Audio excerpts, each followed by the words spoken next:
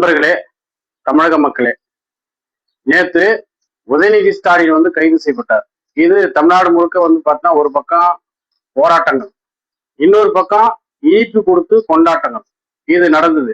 இதைதான் நாங்க மக்கள் அதிகாரம் நாங்க என்ன சொன்னோம், இங்க தமிழகத்துல அரசியல் மாற்றம் வந்த உடனே தமிழகத்துல அரசியலற்ற அரசியலுக்குள்ள தமிழகம் போயிட்டு இருக்குது அப்படின்னு சொல்லி எச்சரிக்கை செய்தோம்.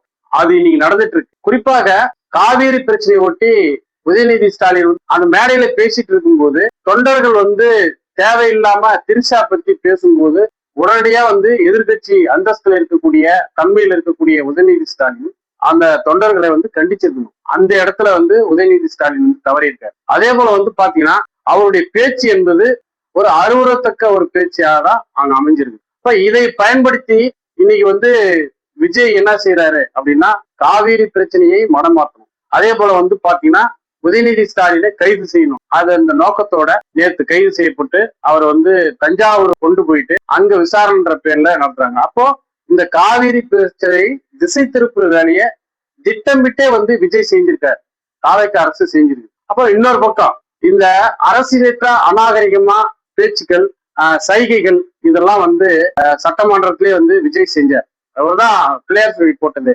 சட்டமன்றத்துல ஸ்டாலினை கிண்டல் செய்து கேலி செய்து ஆரம்பிச்சது யாரு அப்படின்னா விஜய், முதல்வர் விஜய் தான் பண்ணார். அதனுடைய வெளிப்பாடுதான் இன்னைக்கு பாத்தீங்கன்னா உதயநிதி ஸ்டாலினுக்கு வெளிப்பட்டு இருக்கு.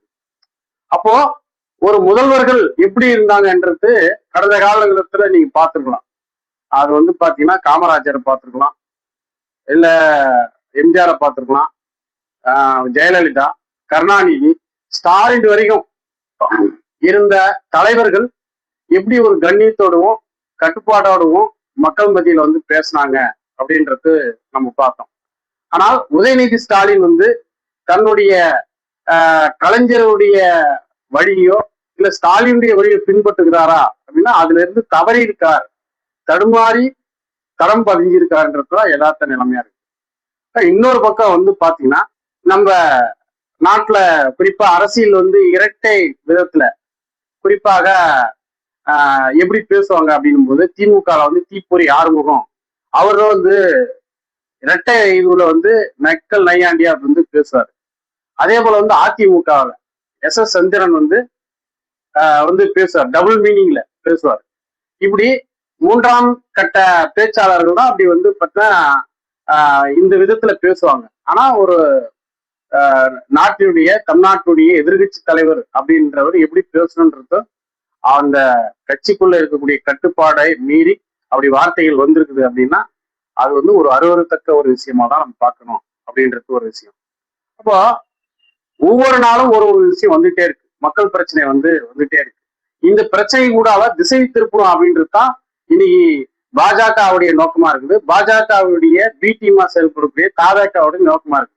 அப்போ ஒவ்வொரு பிரச்சனையும் திசை திருப்பி விட்டு அந்த திசை திருப்பல் மூலமாக தன்னுடைய கட்சியை தக்க வைத்துக் கொள்வது, மக்களை மடைமாற்றுவது என்ற வேலையை திட்டமிட்டே பாஜகவும் தாவேகாவும் செஞ்சுட்டு இருக்குது. அதுக்கு பலியாற விஷயத்துல இன்னைக்கு திமுக போயிருக்குது. அப்போ சட்டமன்றத்துல எதிர்கட்சின்ற தலைவர் என்ற அடிப்படையில சட்டமன்றத்துல ஏற்றக்கூடிய தீர்மானங்கள் என்ன, பட்ஜெட்ல வரக்கூடிய விவரங்கள் என்ன, அதுக்கு எப்படி விளையாட்டுவது, மக்கள் பிரச்சனை அன்றாட இன்னைக்கு எப்படி போயிட்டு இருக்குது, அதை ஒட்டி எப்படி பேசுவது, தேசிய அளவுல இன்னைக்கு என்ன பிரச்சனை போயிட்டு இருக்குது, அதை பத்தி பேசுவது, இதெல்லாம் எதிர்கட்சி என்ற தன்மையில ஸ்டாலின் உதயநிதி ஸ்டாலின் அப்படி முன்னோட்டமா எடுத்து பேசுவாரா இல்ல பேசி இருக்காரா அப்படின்னா அதை விட்டுட்டு இன்னைக்கு அரசியலற்ற ஒரு அரசியலாக இன்னைக்கு தமிழ்நாட்டுல பேசக்கூடிய ஒரு தன்மை போயிட்டு இருக்குது என்பதை உணர வேண்டியது அவசியமா இருக்குது.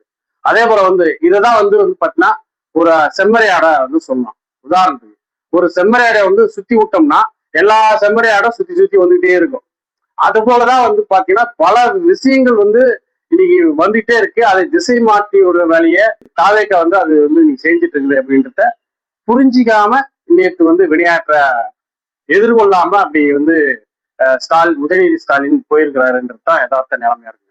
இப்ப இதுக்கு என்ன தீர்வு? இப்போ திமுக இருக்கக்கூடிய சில அனுதாபிகள் இருக்கிறாங்க, சில இடதுசாரி செயல்பாட்டாளர்கள் சொல்லிக்கிறவங்க எல்லாம் இருக்கிறாங்க. இவங்க எல்லாம் என்ன செய்யறாங்க?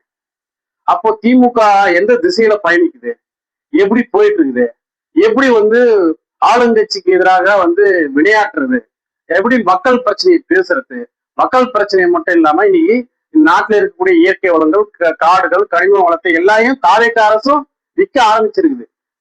தனியாருக்கு தாரா இருக்கிற வேலையை, அதே கார்பரேட்டுகள் மடைமாற்று வேலையை செஞ்சுட்டு இருக்குது. மக்கள் இன்னைக்கு வந்து அன்றாடம் பெட்ரோல் டீசல் விலை உயர்வுக்கு பாதிக்கப்பட்டிருக்கிறாங்க. இப்ப இதை பத்தி எப்படி பேசுறது, இதை பத்தி எப்படி கவுண்டர் கொடுக்குறது, இதெல்லாம் இல்லாம இன்னைக்கு வந்து அரசியலற்ற விவாதங்கள், பேச்சுக்கள்லாம் போயிட்டு இருக்குது. ஒரு அபாயத்தை நோக்கி தமிழகம் போயிட்டு இருக்குது என்பதை ஏன் வந்து இந்த அனுதாபிகளும் இந்த இடதுசாரி செயல்பாட்டர்கள் சொல்றவங்கலாம் தெரியாதா?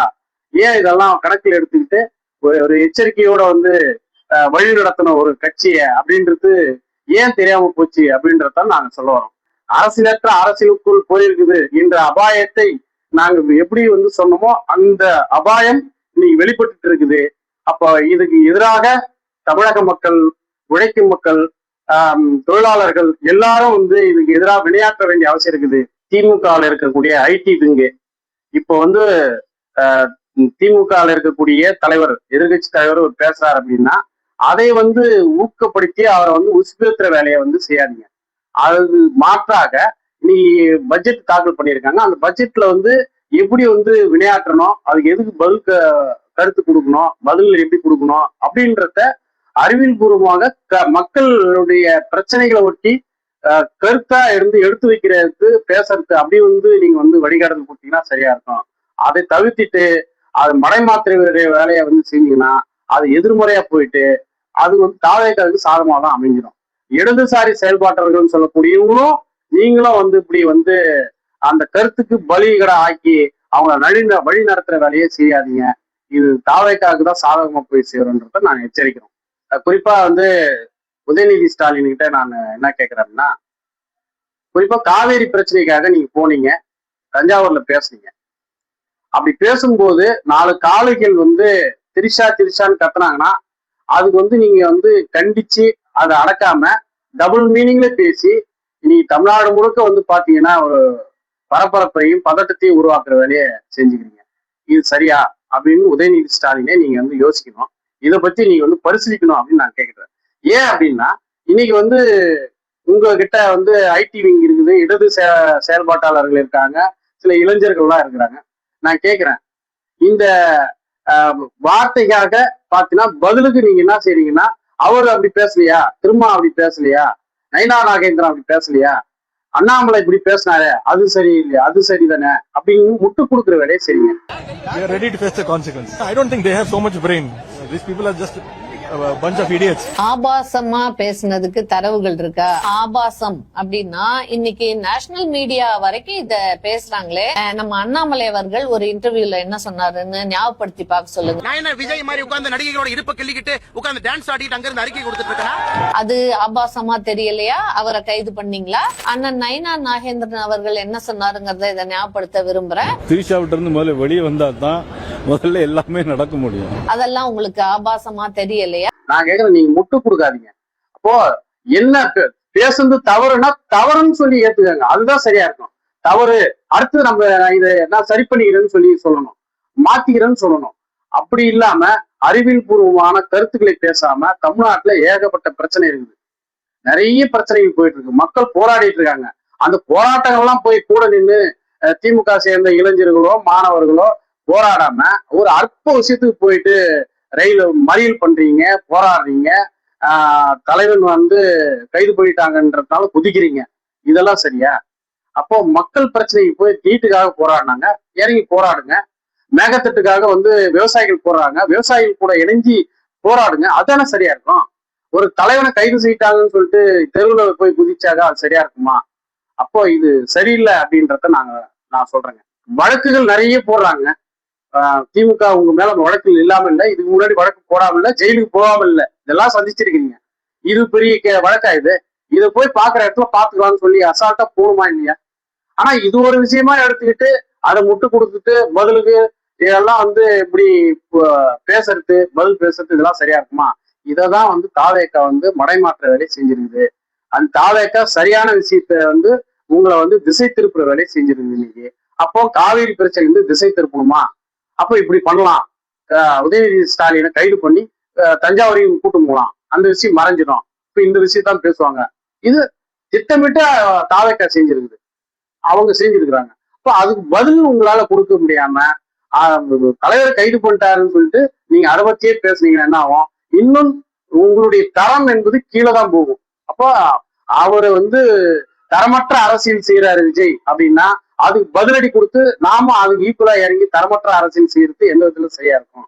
இப்போ மக்கள் எந்த அடிப்படையில உங்களை மதிப்பீடு செய்வாங்க? கொஞ்சம் யோசிச்சுங்க. அந்த அடிப்படையில நான் என்ன சொல்றேன் அப்படின்னா, இது தரமற்ற ஒரு அரசியல், தரமற்ற ஒரு செயல்பாடோட நீங்க போயிட்டு இருக்குது. இதை நீங்கள் மாற்றிக்கொள்ள வேண்டும்.